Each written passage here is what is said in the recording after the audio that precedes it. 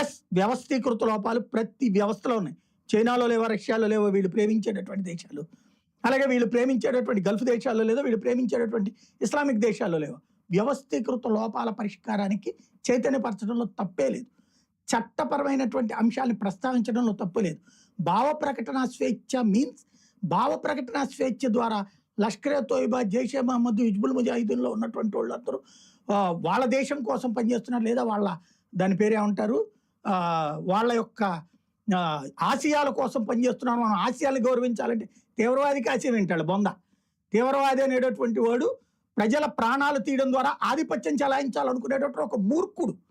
అలాగే ఈ భూమి మీద బ్రతికేటప్పుడు పెద్ద ఉపయోగం లేదు, చచ్చిన తర్వాత 72 మంది అమ్మాయిలతో పడుకుందాము, ఇక్కడేమో మద్యం ముట్టకూడదు, అక్కడికి వెళ్తే మద్యంలో ఈదులు ఆడచ్చు అని కోరుకునేటటువంటి ఒక ఉన్మాది.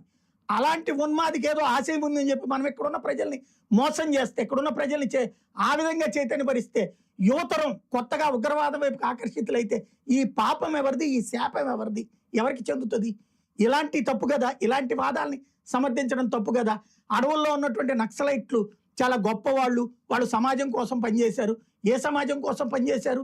అడవుల్లో ఉన్నటువంటి గిరిజనుల జీవితాల్లో ఏం మెరుగుపడ్డాయి? వాళ్ళు ఉన్నటువంటి సందర్భంలో అక్కడికి మౌలిక వస్తువులు రానిలేదు.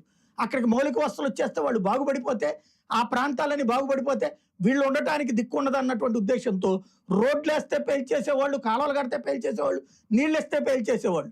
చివరికి వాళ్ళని ఎంతకాలము అలాగే పేదరికంలోనే ఉంచుతూ వచ్చారు. ఇవాళ రోజున మౌలిక వస్తువులు ఎందుకు వెళ్తున్నాయి ఆ ప్రాంతం?